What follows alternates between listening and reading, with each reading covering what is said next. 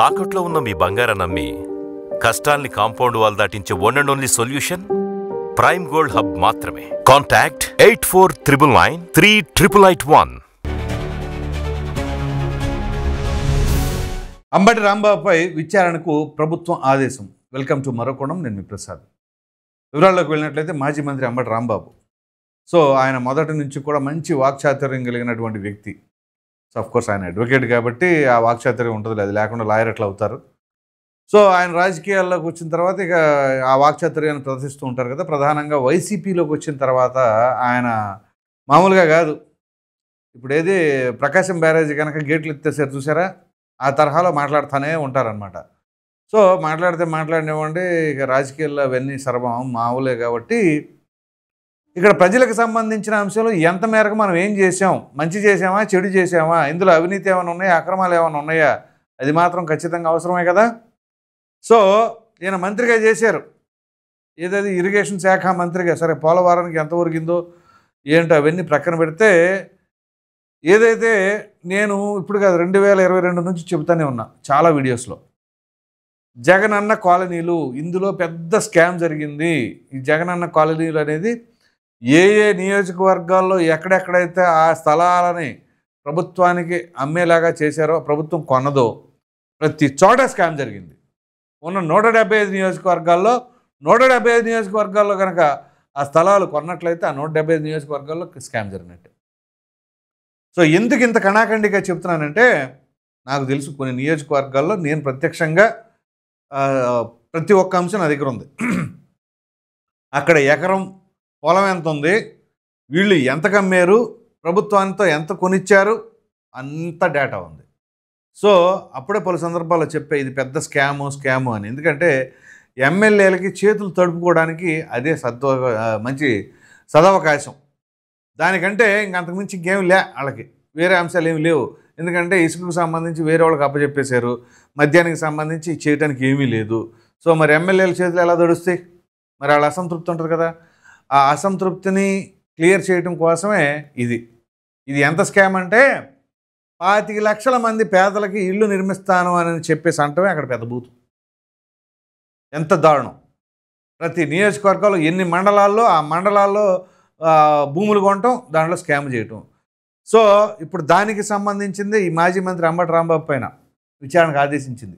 ఎందుకంటే ఈయన నియోజకవర్గ పరిధిలో ఎకరం 10 లక్షల రూపాయలకు కొన్నారంటండి, ప్రభుత్వానికి 30 లక్షల రూపాయలకి అమ్మేశారట. అంటే అన్ని సార్లు 10 లక్షలకే దొరుకుద్ది అంటే లేదు, ఉదాహరణకి చెప్తున్నారు.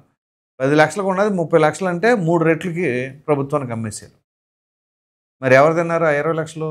ప్రభుత్వానికి ఆ 10 లక్షలన్నా కరెక్ట్గా రీచ్ అయినాయా? సో ఇక్కడ ప్రభుత్వం దగ్గర నుంచే ఆ భూములు ఇచ్చేసి 30 లక్షల రూపాయలు అంటే దీన్ని బట్టి ఏం చెప్పాలి ఇక. సో ఆ 30 లక్షల రూపాయల్లో మరి ఎంతవరకు ఈ విధంగా జరుగుతుంది?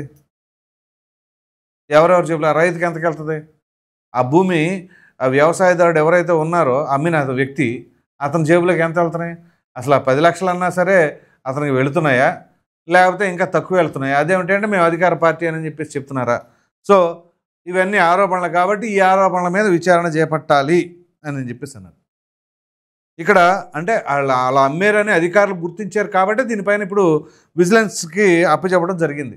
ఇది దీంతోపాటు విద్యుత్ కేంద్రాల్లో షిఫ్ట్ ఆపరేటర్ పోస్టులట, ఎలక్ట్రికల్ డిపార్ట్మెంట్లో ఉంటాయి కదా, అందులో షిఫ్ట్ ఆపరేటర్ పోస్ట్ కోసం 7 లక్షల రూపాయలకు అమ్మేశారట.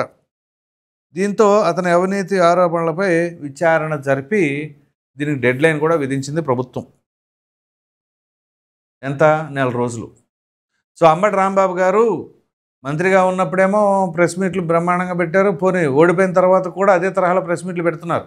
ఇప్పుడు కూడా ఆయన మంచి యాక్టివ్గా ఉంటారు. ఏ విషయం ఉన్నా సరే విధంగా చెప్పాలంటే వైసీపీలో ఇప్పుడు యాక్టివ్గా ఉన్న వాళ్ళలో అంబటి రాంబాబు ఒకడు. పేరు నాని మధ్యలో వస్తున్నారు పోతున్నారు, కానీ అంబటి రాంబాబు మాత్రం కంటిన్యూస్గా మాట్లాడుతూనే ఉన్నారు, కౌంటర్లు వేస్తాను, విమర్శలు చేస్తూనే ఉన్నారు. మంచిదే, కానీ దాన్ని బట్టి ప్రజల్లో ఏమనుకున్నారంటే అంబటి రాంబాబు ఎటువంటి అవినీతి పాల్పడలేదేమో, సో అందు గురించి అంత దమ్ముగా మాట్లాడుతున్నాడు అని అనుకునే ఛాన్సెస్ ఉన్నాయి.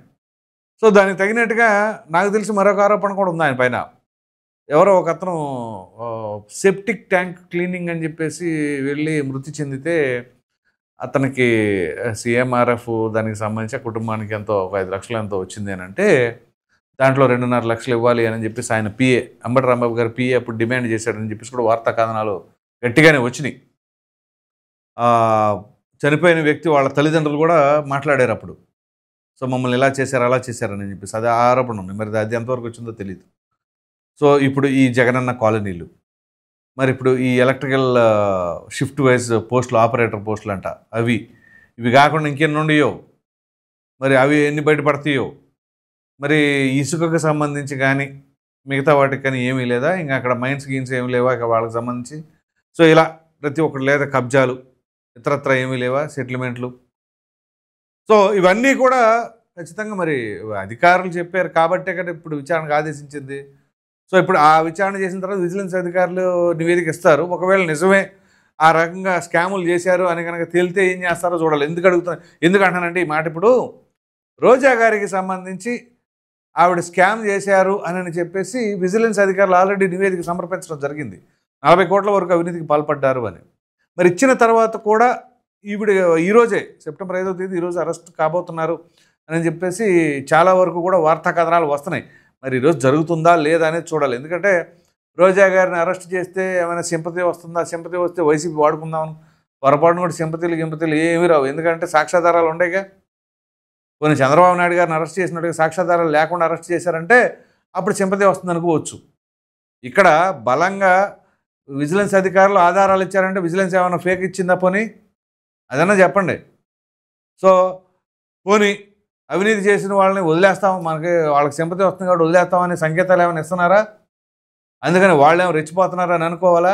రోజా గారు కూడా గట్టిగానే మాట్లాడుతున్నారు. మాట్లాడితే ఆవిడ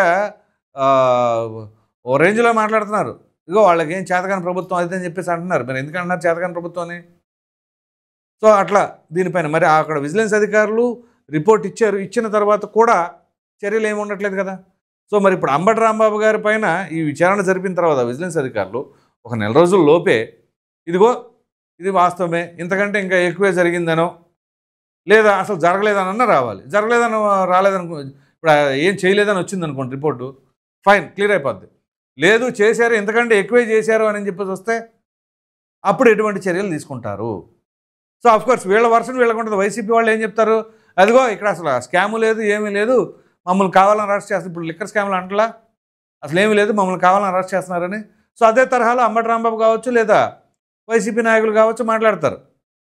కానీ వాస్తవం ఏంటి అని ప్రజలు గమనిస్తారుగా. పోనీ ఆ నియోజకవర్గ ప్రజలకు తెలుస్తుందిగా. పోనీ ఇక్కడ ప్రధానంగా ఏంటి అంటే ఆ భూమిని అమ్మిన రైతు ఎవరు, అతను పట్టుకోవాలి గట్టిగా, అతను కాపాడుకోండి. అతని దగ్గర ఆ డబ్బులు ట్రాన్సాక్షన్స్, ఒకవేళ నిజంగానే అతను అబద్ధం చెప్పాడు అనుకుందాం, ఆ ట్రాన్సాక్షన్స్ ఉంటాయిగా, ఆ అకౌంట్లో పడతామో ఏదో ఒకటి జరుగుద్ది ఖచ్చితంగా. అలా లేకుండా ఉండదుగా. సో ఆ తరహాలో ఉంటుంది. సరే, ఎనీహౌ ఇప్పుడు మొత్తానికి అంబటి రాంబాబు గారికి అయితే పెద్ద చిక్కు వచ్చి పడింది. చిక్కే ఉందిలే, ఆయన అడ్వకేట్ కాబట్టి ఏదో రకంగా ఆయనకు తెలుసుగా. ఆయన వేరే వాళ్ళు లాయర్ అయితే ఏం జరుగుతుంది అనుకోవచ్చు. ఆయన స్వతహాగానే న్యాయవాది కాబట్టి మరి చూద్దాం ఆయన ఎటువంటి నిర్ణయాలు తీసుకుంటారు ఏంటి, దీనిపైన ఏమన్నా ప్రెస్ మీట్ పెట్టి మాట్లాడతారా, ఏం జరుగుతుందని.